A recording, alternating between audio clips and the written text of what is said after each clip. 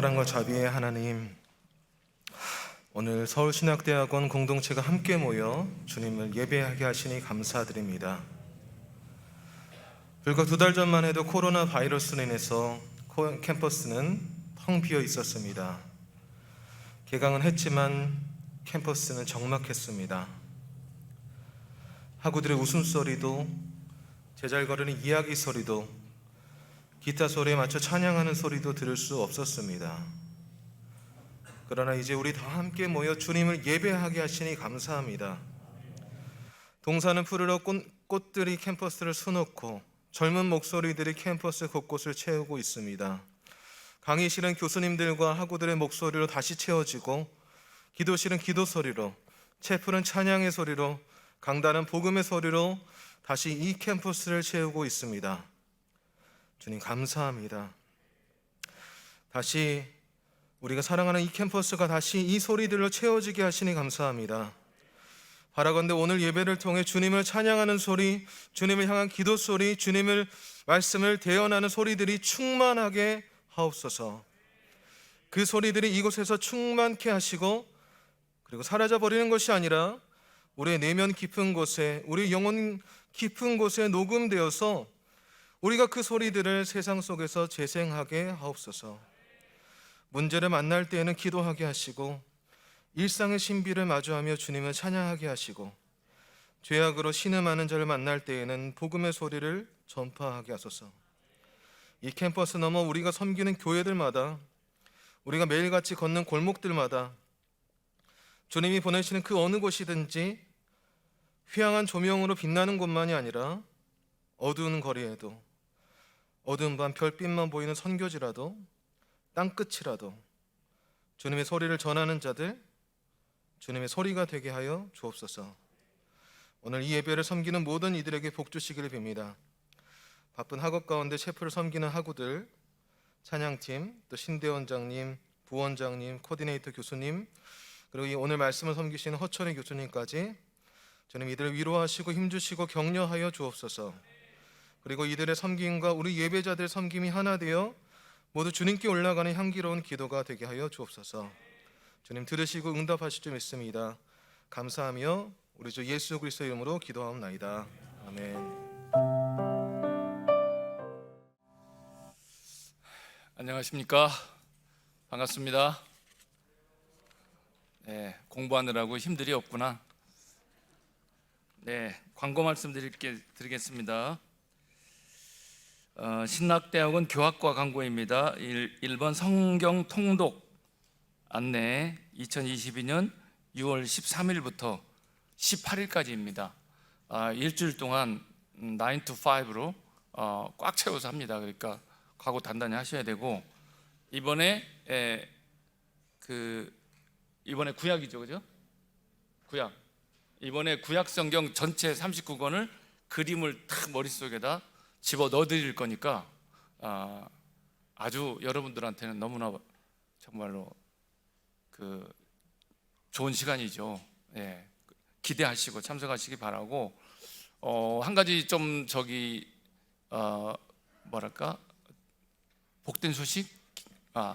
여기 지난 2년 동안 이제 학교를 못 나오셨다가 이제 학교를 나오기 시작했는데, MDB 1 특히 분들은 학교에 와보니까 무슨 건물이 어디 있는지 모르겠고, 옆에 있는 친구도 누군지도 모르고 좀 서먹하고 낯설잖아요, 그죠?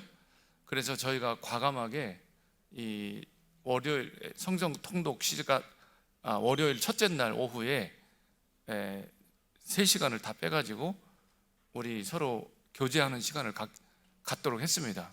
그래서 많이 그날 다 참석하셔서 서로 동료에 대해서 서로 사귀고 또 알아가는 그런 시간으로 잘 활용하시면 좋을 것 같습니다. 자, 그 다음에 성경 필사 제출 안내, 성서 종합고사 대신 내는 거 5월 25일부터 하는 거 기억해 주시고요. 그 다음에 원우회 광고입니다. 제48대 원우회 임원 선거 있습니다. 투표일은 5월 17일입니다. 많이 투표하셔서 기왕에 여러분들을 위해서 일하겠다고 나섰는데 많은 힘을 좀 보태주시면 감사하겠습니다. 그리고 워시퍼스 모집 공고입니다. 이 워시퍼스가 우리 체프를 위해서 많은 기여를 하는데 지난 2년 동안 코로나 때문에 이게 워시퍼스 활동을 못하다 보니 이제 다 졸업하시고 여러모로 힘들게 됐습니다. 그래서 많은 재능이 있으신 분들 많이 계신데 여기 좀 많이 지원하셔서 여기 잘 보시고 시간을 어떻게 이 워시퍼스 하게 되면 무슨 요일날 몇 시 수업이 어렵다는 거 다 참고하시고 그 다음에 어쨌든 잘 보셔서 많이 지원하시고 참여해 주셨으면 감사하겠습니다.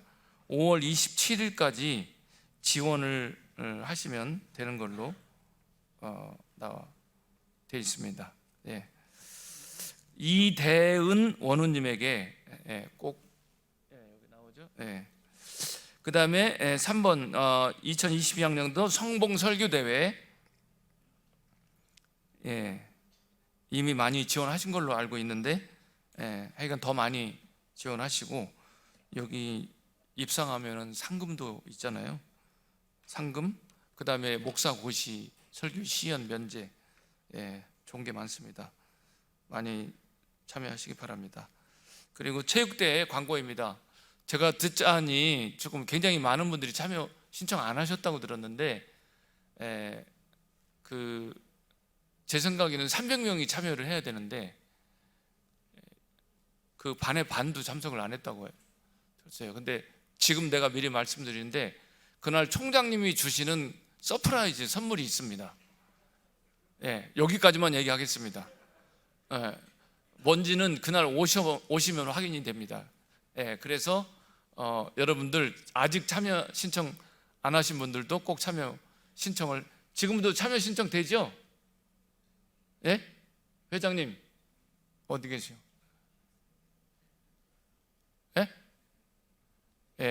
원외 임원 없어요? 저기 신청 되죠? 지금도 신청 된다고 하니까 꼭 오늘 다 신청하시기 바랍니다. 큰일 났네. 돈을 더 마련해야 될 것 같아. 5월 16일 월요일 1시부터 시작합니다. 늦지 않게 오시길 바랍니다. 이제 성경 오늘 우리에게 주시는 하나님의 말씀은 고린도전서 15장 9절로 10절입니다. 제가 읽어드리겠습니다.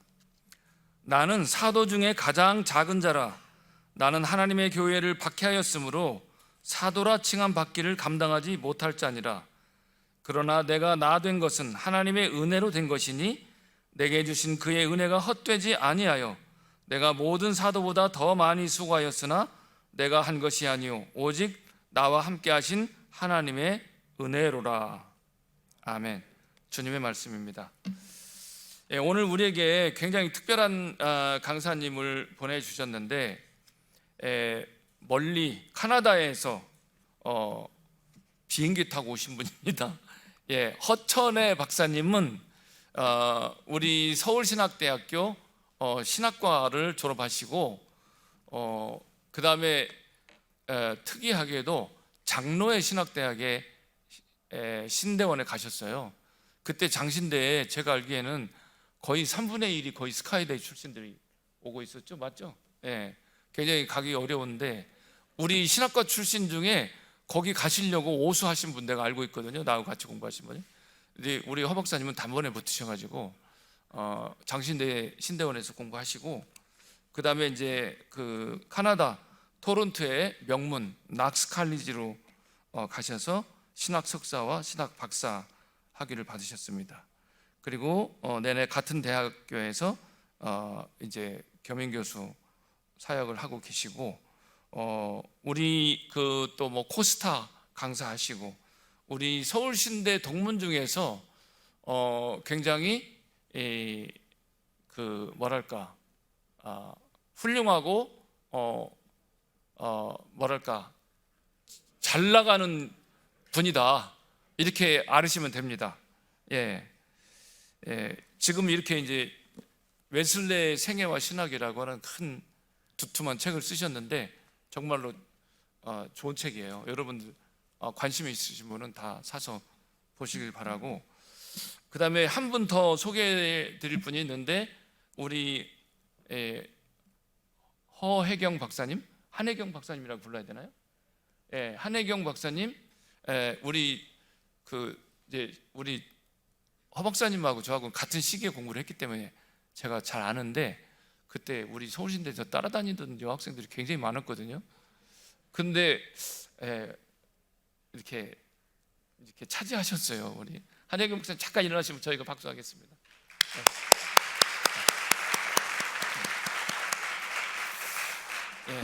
자, 우리 허천혜 목사님 나오실 때 우리가 기대하겠습니다라는 의미로 같이 힘차게 박수로 맞이하겠습니다.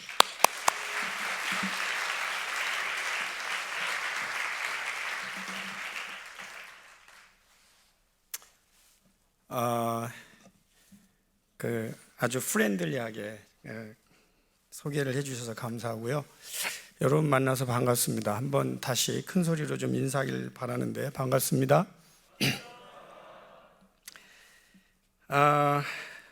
제가 30에 30에 캐나다를 갔어요. 서울신대 졸업하고 군목 마치고, 군목이 있을 때 캐나다에 살고 있는 아가씨하고 편지로 또 소개받고 알게 돼서 이제 결혼을 해서, 저 같은 경우는 유학을 가는 무슨 시험을 봐서 가거나 무슨 탁월한 실력이 있어서 간 건 아니고, 이제 제 아내를 만나서 거기서 결혼하고 지금 33년째, 그러니까 제가 30에 캐나다 가서 지금 33년째 살고 있거든요. 이번에 제가 안식년 6개월을 보내려고 한국에 와 보니까 제가 외국인 같아요. 사실 너무 불편해요. 지금 차도 어디 가야 되는지 모르고, 또 학교 와서 강의하면서도 불편한 것이 참 많아요. 제가 지금 적응하고 있는 단계인데, 그러면서 또 생각이 많아집니다. 어찌되었든 와서 이제 제가 캐나다 가서 공부하고 그리고 이제 목회도 하면서 지금 토론토 대학 낙스 칼리지에서 저는 웨슬리 신학을 가르치고 있고요. 또 저희가 같이 공부를 했어요. 그래서 성결교회 목회자로서 부부가 같이 공부를 하고 같이 학위를 받고 그리고 같은 대학원에서 교수하는 것을 저는 개인적으로는 사명으로 알고 있습니다. 그 왜 그러냐면 아까도 잠깐 말씀드렸지만 저는 성결교회를 다녔어요. 다니면서 은혜를 많이 받았어요. 은혜를 많이 받고 왜 그런지는 누가 물어보면 정확히는 모르겠어요. 그런데도 제 마음에 성결교를 되게 사랑해요. 얼마나 사랑하는지 제가 다 말할 수 없을 정도로 참 사랑하는데, 가보니까 성결교를 아는 사람이 없어요. 성결교 제가 낙스 들어갈 때 성결교 우리 모른다 그래서 할 수 없이 장신 졸업장으로 가면서 또 몇 가지 일이 있었는데, 그래서 안 되겠다 해서 성결교회사를 한국말에서 영어로 저보다는 영어를 훨씬 잘하는 제 아내에게 부탁을 해서 2년 4개월 동안 하루에 2시간씩을 하나님께 바쳤어요. 그래서 최초로 성결교회사를, 저는 조직신학자인데도 성결교회를 세계에 알리려면 영어로 된 교재가 있어야 된다 해서 성결교회사를 최초로 번역을 했더라고. 아무도 모르니까, 도서관에 가도 없으니까. 근데 이제 그게 안타깝게도 초판이 나오고 지금 이제 다시 나와야 되지만 그런 일이 있었어요. 그리고 이제 2003년도에 제가 여러 번 만나고 4년도에 이제 집회를 하고 또 다시 지금은 사명을 감당하고 있는데, 그러면서 제가 이번에 신대원들을 만나면 이제 우리 조기현 부총장님이 신대원 설교를 하라고 하기 전에 저는 시킬 줄 믿고 설교를 준비했습니다. 저는 가끔요 그 박사학위를 받기 전에 나는 받으면 이렇게 하겠다고 미리 준비하는 경향이 있어요.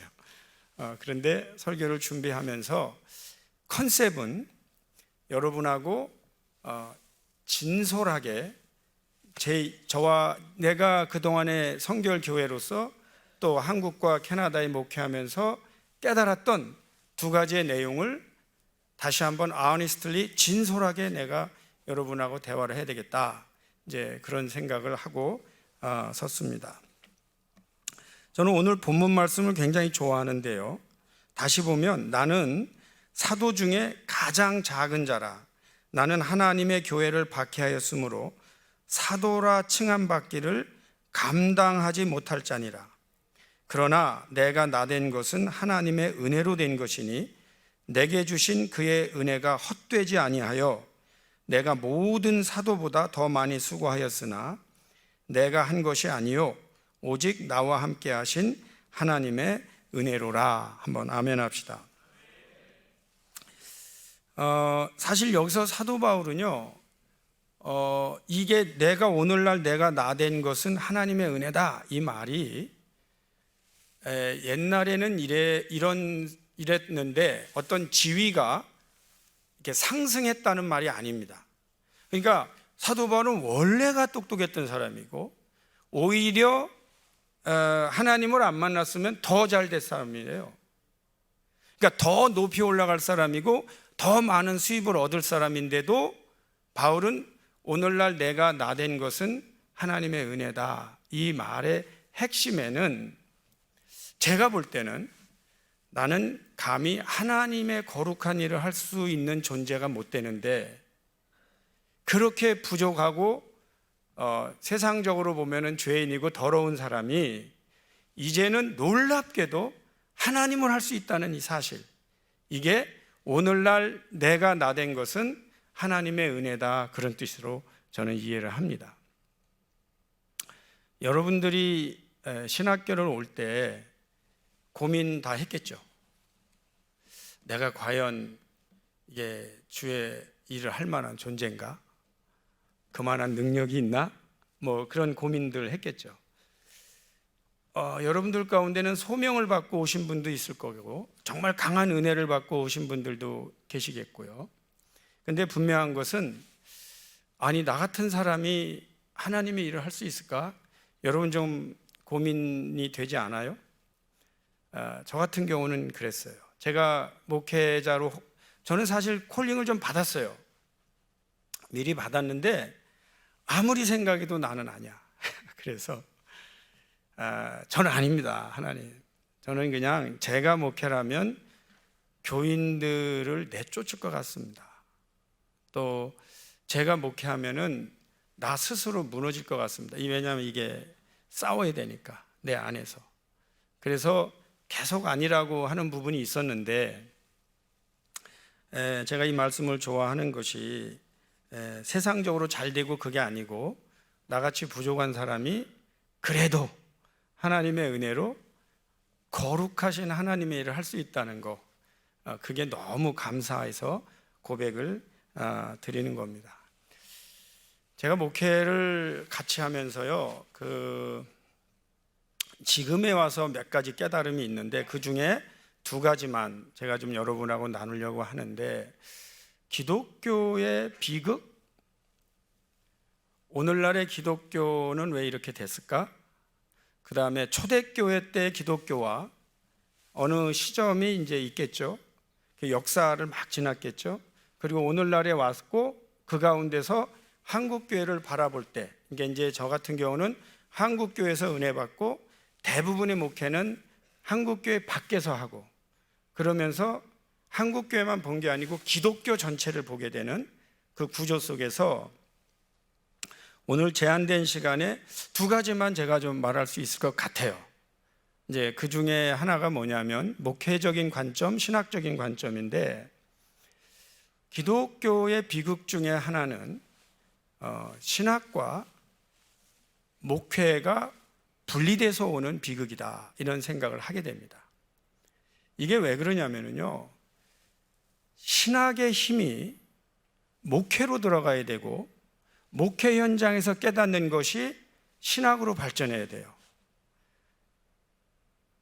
그런데 언젠가부터, 그게 누가 가르쳐 줬는지 모르는데, 이 초대교회부터요, 초기에 교부들부터 시작해서 거의 모든 사람들은 이걸 같이 했어요. 그래서 고민했어요. 내가 알고 있는 신학적인 사실과 내 현장에서 일어나는 이 갭 때문에 고민했어요. 그리고 그 발생하는 문제를 어떻게 해결해야 되는지 너무너무 고민했어요. 죽을 정도로 고민했어요. 근데 이게 언젠가부터 신학은 신학만 고민하면 되고 목회는 목회만 고민해도 되고, 이 흐름이 단절이 됐고, 제가 신학교 다닐 때 그때도 저는 싫어했어요, 그 말을. 근데 지금도 되게 싫어해요. 그게 뭐냐면, 나는 교수 될 거 아니니까 공부 그렇게 내가 신경 안 쓴다, 이런 표현이에요. 그리고 또 중간에 이런 말 되게 싫어했어요. 신학계에서 배운 게 목회 현장에 쓸모가 없다. 근데 여러분, 제가 들 때는 왜 그게 화가 나냐면, 공부를 안 하고도 목회를 할 수 있다고 어떻게 상상을 하죠? 그게 지금 가능한 얘기예요? 그 다음에 신학교 때 배운 게 목회 현장에 쓸모없는 게 아니고, 신학교 때 배운 걸 목회 현장에 쓰려는 기능과 노력이 결여된 거 아니에요? 그러니까 내가 못난 거를 가지고 왜 다른 사람을 비난하죠? 이런 부분이에요. 실제로는요, 신학교에서 배우는 게 목회에 다 쓰입니다. 다만 신학교 때 배운 걸 목회에 쓰려는 노력을 못 하거나 몰라요. 그걸 어떻게 이거를 내가 적용해야 되는지를 모르는 거예요. 그래서 신학 따로, 목회 따로. 첫째, 근데 유럽도 다 그 병에 걸립니다, 사실은. 그래서 참 흥미로운 게, 독일의 경우는 예를 들면 맥그라스도 그런 표현을 하는데, 독일에는 신학을 공부한 PhD들이 굉장히 많다. 그런데도 교회가 이렇게 디클라이닝, 죽어가는 이유는 뭐냐? 이거를 고민해야 되는 거예요. 두 번째의 생각은 뭐냐면, 첫째는 목회와 신학의 분리, 두 번째가 이 기독교 복음 안에는 창조와 구원이라는 게 있어요, 여러분. 그런데 제가 이 목회를 해보니까요, 이 하나님의 이 기독교는 이 창조와 기독교 복음을 분리할 수 없습니다. 창세기부터 시작해서 오늘날에 이르는데, 그 창조가 무엇을 의미하느냐, 그거는 조금 나중에 발전시킬 수 있어요. 예를 들면 인간의 재창조냐, 오늘날 사회에 대한 창조냐, 우주의 창조냐, 이거는 조금 더 발전시킬 수 있지만 창조론과 구원론을 구분할 수 없어요.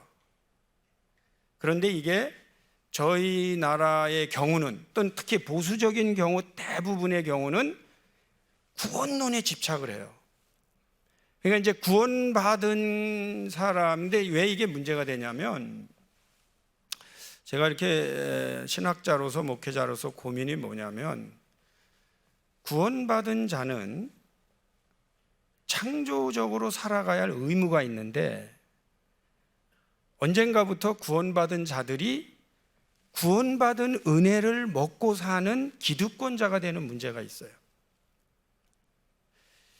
여러분, 우리가 받은 축복 있잖아요. 그 축복을 즐기려면은 시간과 에너지가 소모됩니다. 이게 굉장히 중요한 얘기예요. 무슨 얘기냐? 축복을 받은 사람이 그 축복을 즐기는데 시간과 에너지를 쓰면 더 이상 하나님의 창조를 할 시간과 에너지가 남지 않습니다. 그러면 어떻게 하죠?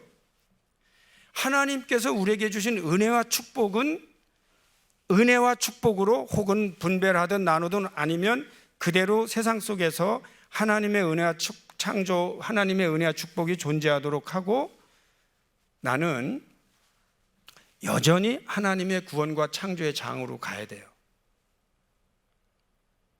그런데요, 저도 동역자가 있죠. 아니, 목회 30년 이상 했는데 너무나 많은 목회자들, 너무나 많은 성도들이 평생을 하나님의 은혜를 추구하고 복을 추구하잖아요. 그리고 마침내 받으면 그거를 먹고 즐기느라고 인생을 끝내는 것이 한 세기만 반복되면 기독교는 무조건 후퇴하게 되어 있고요, 썩게 되어 있어요. 근데 그 중심에 누가 있느냐, 그 센터에 누가 있느냐면 목사가 있습니다.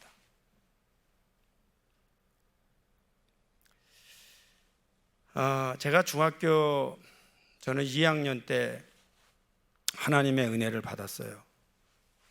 얼마나 하나님의 은혜를 많이 받았는지, 그때는 제가 중학교 2학년 때 다 거두절미하고 사는 게 좋은지 죽는 게 좋은지 고민을 했어요. 그런데 그 고민하던 제가 하나님을 만난 거예요. 근데 하나님을 믿고 나니까 고민이 훨씬 깊어졌어요. 원래 하나님을 만나면 편해야 되잖아, 기뻐야 되잖아요. 근데 하나님을 만나고 나니까 너무 괴로운 거예요. 사실은 그 기간에 뭐를 하고 있었냐면, 하나님을 믿기 전에 나의 죄성과 하나님을 믿고 나서 받는 은혜가 계속 내 안에서 싸우고 있었어요. 그래서 저는 교회 가면 계속 이렇게 바닥을 치면서 기도를 합니다. 그때는 다 마룻바닥, 여러분 굉장히 편안한 데서 예배를 드려요. 마룻바닥에서 마룻바닥을 치면서 이렇게 기도를 합니다. 근데 이 기도도요, 주여 주여. 근데 저는 기도를 잘할 줄 몰랐어요. 그래서 기도의 내용의 대부분이, 하나님, 저는 어떻게 하면 좋아요? 하나님, 제가 어떻게 하면 좋아요? 매일 기도를 하는데, 여러분 그 기도하다 보면은요, 내가 하나님 앞에 좀 가까이 가고 싶다, 그런 생각이 들어요. 이 껌껌한 예배당에서 혼자 기도하다가 하나님 앞에 이렇게 걸어 나오는 거예요, 십자가를 보고.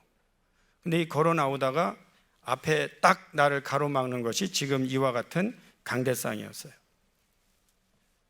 근데 제가 그 강대상을 계속 두드리면서 기도를 합니다. 하나님, 저는 어떻게 하면 좋아요? 죽는 게 좋아요? 사는 게 좋아요? 하나님께서 뭔가 나한테 은혜 주시는 게 왜 이렇게 괴로운지 모르겠어요. 근데요, 이 강대상도 제가 오른손으로 기도하면서 계속 때리니까 2년 이상을 한쪽만 때렸더니 강대상이 떡 부서졌어요. 여러분 혹시 기도하다 강대상 깨본 기억이 있는지 모르겠는데, 이게 얼마나 당황스러운지, 기도고 뭐고 아무 생각이 안 나고 그걸 이제 맞춰놔야 되잖아, 한쪽만 쳐갖고.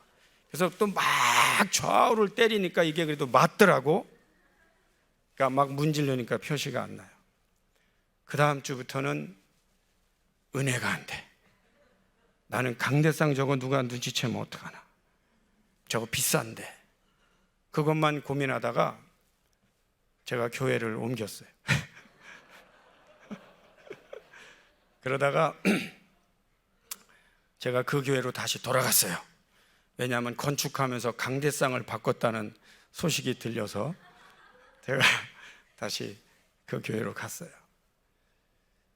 하루는 기도를 하는데 무릎 꿇고 기도하다가 일어나면 하나님하고도 가까워질 것 같아서 또 일어나서 막 기도를 하는데, 이 강대상을 막 흔들어가면서 기도를 하는 거죠.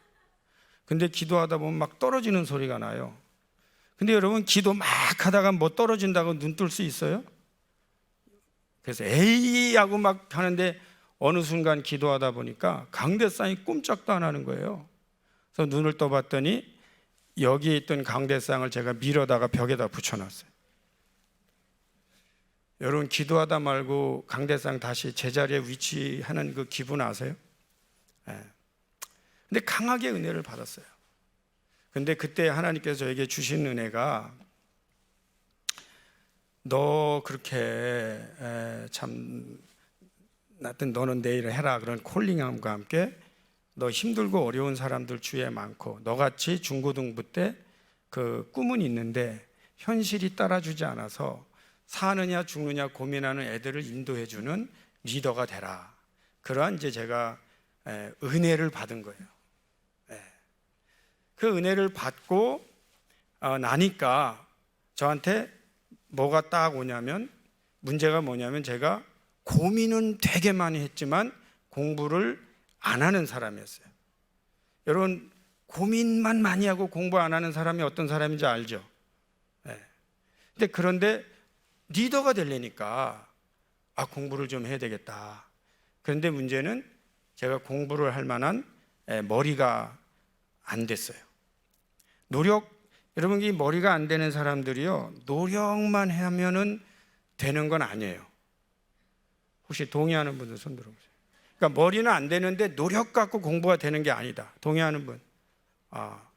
여기는 솔직한 분이 많지 않은 것 같아요. 사실 그때 제가 하나님 앞에 위대한 기도를 했습니다. 그 위대한 기도는 저 혼자 중3 때쯤 되는 것 같아요. 저 혼자 머리에다가 제가 손을 얹고 제가 안수 기도를 했어요. 하나님, 이 머리가 만들 때 뭐가 불순물이 들어간 것 같습니다. 하나님, 이 머리를 하나님 나라의 도끼로 뽀개주세요. 뽀개서 하나님 나라로 가져가셔서 하나님의 나라에 흐르는 강물에 빨아서 새로 붙여 주시옵소서. 그리고 자기 머리에 자기가 안수기도 하는 거예요. 한 2년 정도 했어요. 어떤 땐 급하면 식사기도 할 때도 저는 식당에서 머리에 안수기도를 했어요. 근데 하루는 기도를 하는데 하나님께서 내가 네 머리를 수술했다, 이런 응답을 주신 거예요. 우선 이 부분에서 여러분 아멘 해줘야 됩니다. 처음부터 다시 하겠어요. 하나님께서 저에게 응답을 주셨어요. 내가 네 머리를 수술했다. 기분이 너무 좋은 거예요. 그래서 제가 일어나서 그 예배당에 혼자 밤에 걸어봤어요. 머리가 가벼워진 거예요. 보니까 제가 평소에 돌덩이를 쥐고 다녔더라고요. 머리가 가벼워졌어요. 하나님 앞에 미친 듯이 예배당에서 소리쳤어요. 하나님 감사합니다. 내 머리 수술해 주셔서 감사합니다. 그리고 뭐 미쳤지, 누가 보면 저는 미쳤죠. 근데 그렇게 기도하다 보니까 이런 생각이 드는 거예요. 얼마나 좋게 하셨을까? 궁금해요. 그래서 제가 그때 하나님 앞에 말로 했어요. 그거는 기도 안 해요. 말로. 그러면 하나님, 내 머리를 고치신 줄 믿으니 앞으로 제가 시험 볼 때마다 반에서 20등씩 올라가게 주시옵소서. 그리고 이제 혼자 말로 막 했어요. 반에서 몇 번 20등 올라가야 10등 안에 드는지는 제가 어디에도 밝히지는 않습니다. 그런데 그렇게 기도를 했어요. 그리고 나서 뭐 다 거두절미하고 은혜 받고 유학을 가서 공부할 때 한 번도 그 사실을 의심한 적이 없습니다. 저는 오늘날도 집회 다닐 때마다 머리에 안수기도를 해줍니다. 머리 왜 그러냐? 제가 믿는 게 있어요. 제가 여러분 분명히 믿는 게 있어요. 하나님께서는 오늘날도 창조를 계속 하신다는 거예요. 아니, 이거 안 믿고 우리가 복음을 전할 수 있나? 이거 안 믿고 우리가 기도해 줄 수 있나? 근데 그 은혜도 자기가 받은 은혜라는 한계가 있거든요. 그 안에서 그냥 기도해 주는 거예요. 하나님, 이 머리 바꿔주세요. 집중하게 해주세요. 머리 건강해 주세요. 머리에 기도를 해주는데 어떤 때는 이 머리 기도를 하도 많이 해주니까 딱 짚는 순간 이건 보통 돌이 아니라는 게 느껴질 때가 있어요. 그 은혜, 은사라는 게 많이 해보면 느낌이 와요. 그럼 나 또 기도하다 말고 말해줘. 야, 넌 머리가 왜 이래? 그러면은 또 알아요. 그래, 알아요. 그래. 너는 한두 번 갖고 될 놈이 아니야. 너 계속 와. 집회 동안 계속 와. 그럼 막 기도해 줍니다.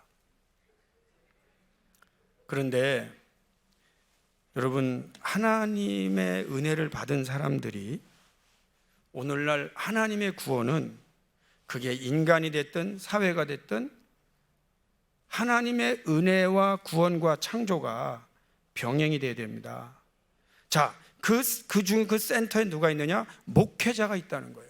근데 첫째 깨달으면 목회자, 두 번째가 뭐냐면 놀랍게도 그 하나님의 창조를 가장 선두에서 방해하는 사람이 누구냐면 목사라는 거예요. 목사.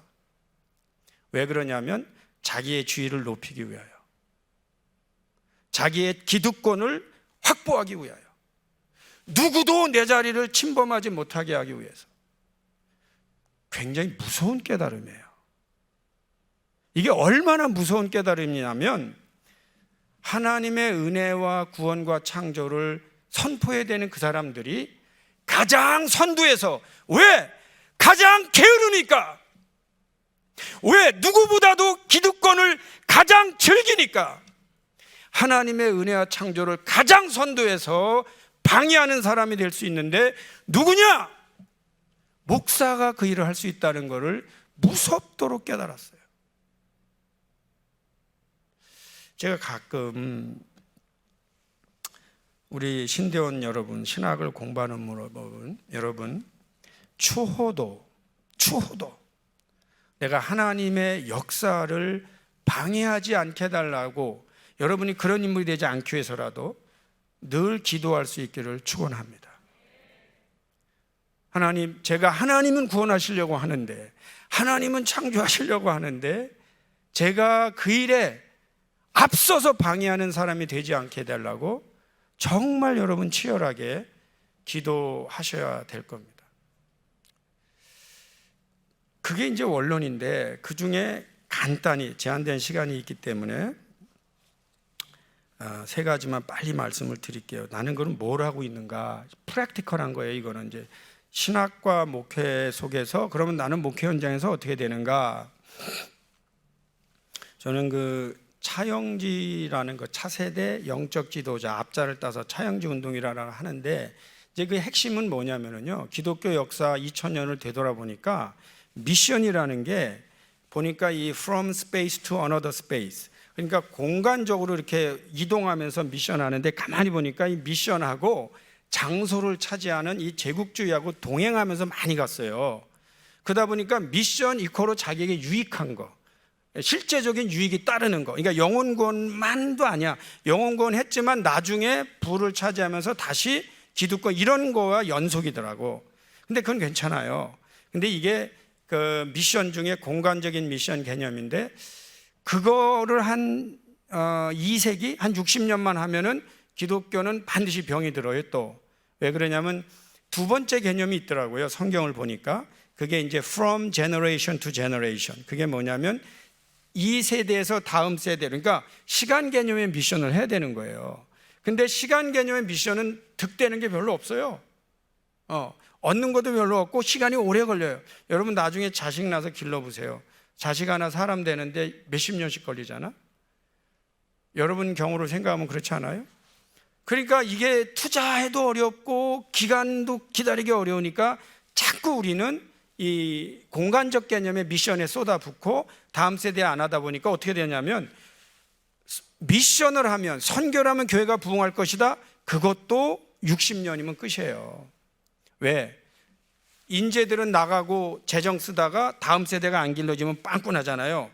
이게 정확히 제가 목회하는, 그러니까 유럽과 이민교회 현장에서 나타나는데 오늘날 한국교회에서 그대로 드러나는 현상이에요.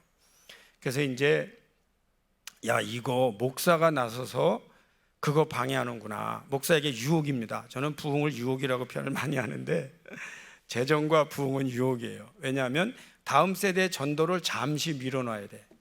근데 제가 볼 때 그거는 잠시 밀어놓을 게 아니고 목숨 걸고 거기에 집중해야 될 선교거든. 근데 거기에 누가 나서야 되느냐? 담임 목사가 나서야 돼요. 그러니까 얼마나 힘들겠어요, 여러분. 기득권주의자들과 싸움하려니까 얼마나 힘들겠어. 이 싸움할 때 여러분 영적이고 지혜가 엄청 필요합니다. 이거 기도 안 하면 안 되거든요. 어쨌든 그거 하고 있어요. 두 번째로, 제가 이제 저는 이민사회에서 보니까 성결교회 아무도 몰라. 이거 어떻게 하면 좋은가? 그래서 토론토 대학 낙스칼리지 안에 상준신학대학원이라는 신학대학원을 하나 세웠어요. 여러분 처음 듣죠? 여러분이 만약에 MDB 공부하다가 나는 상준신학대 가서 지금 상준신학 토론토 대학하고 낙스칼리지하고 지금 서울신학대학하고 여러분 자매결연 맺어 있어요. 상준신학에서 MDB 과정 마치면 북미에서 안수받아요. 여러분이 1년 정도 와서 공부하고 싶고 와서 또 공부해도 되는 자매결연 맺어 있단 말이야. 여러분 모르잖아요. 물론 제가 그거 선전하려고 설교할 수도 있겠죠. 알리려고. 그런데 저에게는 그게 창조 사업이었어요. 창조 사업이었다고요. 나라는 존재는 낙스에서 가르치다가 없어지면 그 자리가 없어지만 나는 사라져도 남는 장소가 필요하다. 그리고 2세들이 와서 공부할 수 있는, 영어로 공부할 수 있는 이 장을 만들어 놓지 않으면, 그 제가 죄송하지만 우리 2세들한테 영어로 설교할 때가 있었어요. 제가 참 이런 질문을 했어요. 여러분 2세들이 영어 하는 사람이 앉아 있는데 제가 영어로 설교하면서 이렇게 물었어요. 여러분 이 자리가 너무 여러분 불편하지 않습니까? 영어를 잘하는 여러분은 앉아 있고 영어를 못하는 사람이 설교한다는 것에 대해서 여러분이 불편을 못 느끼거나 사명을 못 느낀다면 여러분은 문제가 있다. 언젠가는 저 사람 자리에 내가 서야 된다는 꿈을 가져야 되지 않아? 제가 그분에게 이런 말을 했어요. 여러분이 나를 존경만 하고 밟고 지나가지 않는다면 역사는 진보가 없다. 위대한 사람은 존경하라고 있는 것이 아니고 극복하라고 있는 것이다. 여러분들이 오늘날 존경하는 사람이 많을 겁니다. 그러나 그분을 존경하고 그분 밑에서 혜택을 누릴 정도의 사고를 가지고 신학을 한다면 아마 더 이상의 창조는 일어나지 않을 겁니다. 여러분이 도저히 극복할 수 없었던 것 같은 그 위대한 인물들을 여러분이 극복하셔야 됩니다. 그분보다 여러분이 더 탁월해지셔야 됩니다. 그 문제를 위해서 여러분은 기도하셔야 할 겁니다. 하나 더 말씀을 드리면, 제가 목회를 하면서 이런 생각을 했어요. 우리 신학이, 목회자들이 너무 사회에 대한 인식이 결여되어 있다. 그 얘기는 뭐냐? 사회에서 우리를 어떻게 보는지, 사회가 우리를 어떻게 말하는지를 들을 수 있고, 나도 사회와 최소한의 접촉점, 포인트 오브 컨택이 있어야 되는데 그걸 하나 만들어야겠다. 그래서 고민을 많이 했어요. 그래서 이런 고민을 한 거죠. 오케이, 내가 우리 교민들 그 컨비니언스 스토어를 하잖아요. 가게 합니다. 여기 보면 뭐 CJ라든지 이런 가게들. 그럼 내가 거기 가서 청소라도 해줄까? 목사로서. 아니면 시장에 있는 그 아줌마들을 가서 내가 다 물건도 도와주는 그런 일 할까? 뭐 여러 가지 하는데 하나님께서 저에게 조금 책망하시더라고요. 야, 너 그거 괜히 객기 부리지 말고 네가 그냥 쉽게 할 수 있는 거 해라. 그런 마음을 주셔서 그 다음부터 제가 지금 토론토 사회에서는 철학을 가르치고 있습니다. 교민들에게. 근데 참 흥미로운 게요, 철학을 가르치니까 많이 와요. 그러면서 그 사람들이 또 다 놀래요. 목사님이 가르치네? 놀래요. 그런데 그 사람들에게 제가 목회자로서 철학을 가르치면서 봉사를 하는데 이게 지금 15년이 넘었어요. 그러면 제가 요즘 전도하는 게 하나 있습니다. 한 영혼의 구원 매우 중요합니다. 근데 또 하나가 있어요. 기독교에 대한 이미지 개선. 목사가 그래도 그 바쁜 시간에 이거 한다. 여러분 철학 가르칠 때 예를 들면 제가 니체를 가르친다. 그러면 작년에 가르쳤기 때문에 제가 니체 안 보고 가르칠 수 있을 것 같아요? 가르치는 시간 2시간, 그 다음에 그분에 대해서 다시 준비하면 시간이 4시간 들어요. 그리고 왔다 갔다 하면 6시간 내지 7시간을 바쳐야 돼요. 그리고 8주를 어디도 안 가고 하려면 굉장한 헌신이 필요해요. 그것 때문에 제가 돈 받지 않아요. 모든 사람이 감동을 해요. 저는 이런 말을 여러분에게 하고 싶어요. 여러분, 목회하느라고 바빠질 겁니다. 그러나 시간을 내서 놀러 다니지 말고 사회에 기여하는 일을 하나 개발해 보세요.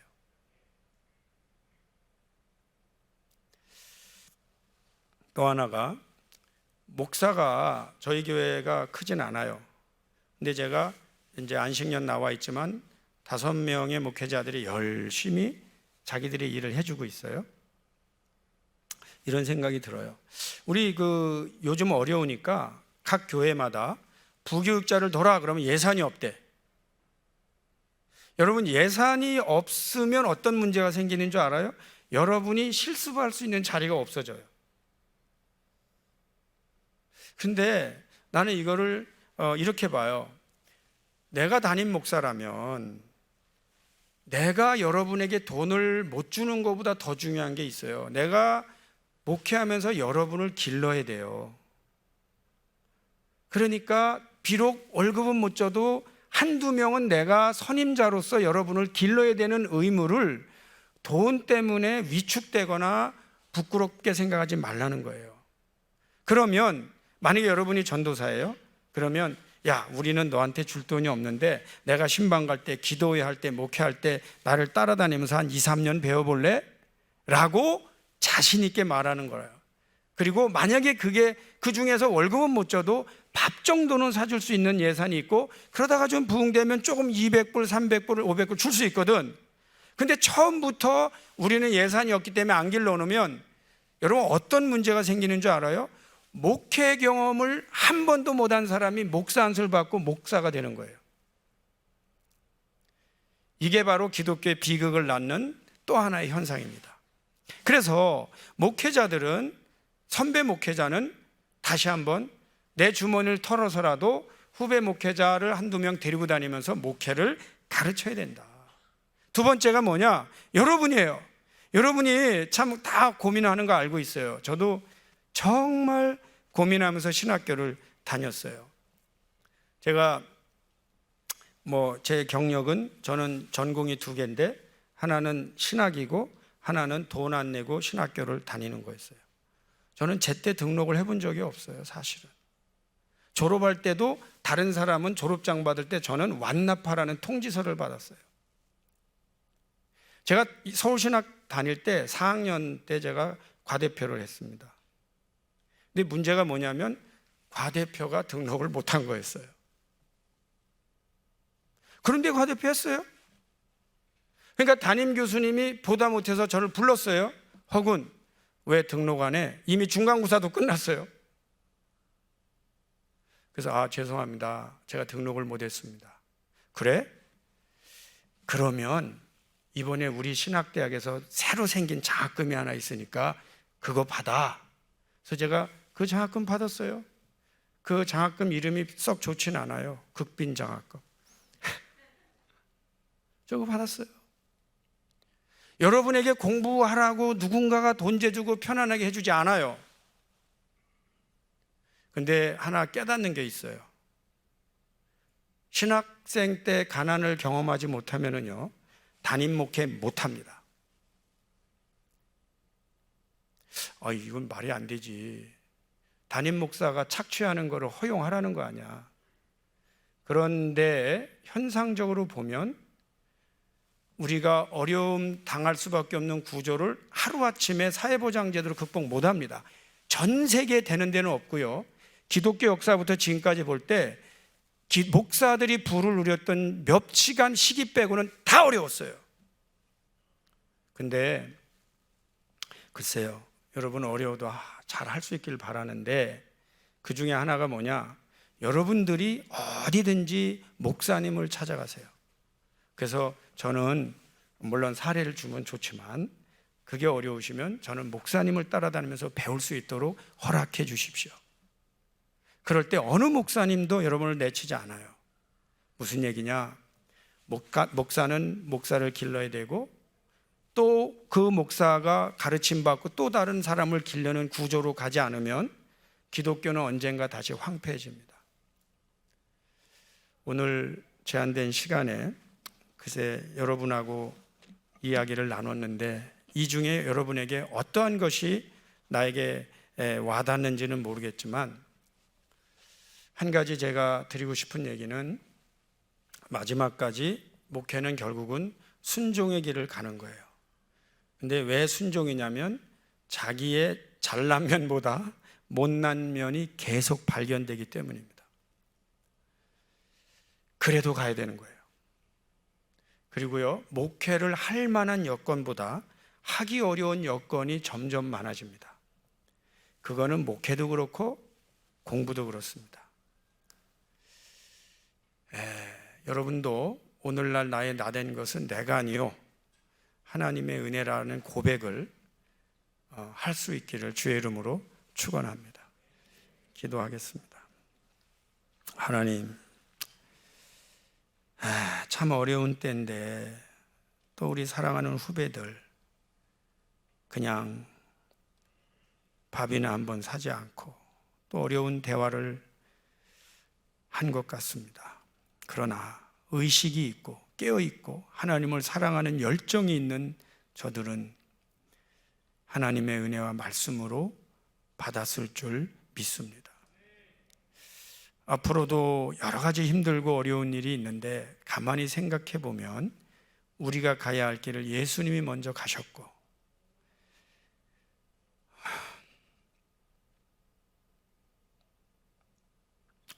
제자들도 갔고 우리가 그 길 안 가면서 예수의 제자라고 말하는 것이 논리적으로도 모순된 것을 깨달아 알게 하시고 잘 갈 수 있는 귀한 젊은 다음 세대 영적 지도자들이 다 되게 하옵소서. 예수 그리스도의 이름으로 감사하며 기도드리옵나이다. 아멘. 우리 부총장님이 저보고 축도하라고 그러는데 제가 기쁨으로 여러분을 축복하고 싶습니다. 기도하겠습니다. 이제는 우리 주 예수 그리스도의 은혜와 아버지 하나님의 극진하신 사랑하심과 성령님의 감동 감화 역사하심이 오늘날 목회를 감당하고 있는 모든 목회자들이 목회와 신학이 나눠지는 것이 아니고 한 개인에게 종합이 이루어질 수 있는 은총을 주옵소서. 하나님의 은혜와 창조 중에 하나가 생략되는 것이 아니고 우리의 목회 중에 하나님의 구원과 창조가 우리를 통하여 일어날 수 있도록 하나님 허락해 주옵소서. 힘들고 어려울 때마다 말씀 붙잡고 순종의 길을 가는 사랑하는 후배들, 또 우리 말씀 안에서 동역자 된 우리 부족한 종과 교수님들, 목회자들 위에 이제부터 영원히 함께 하옵시기를 간절히 축원하옵나이다. 아멘.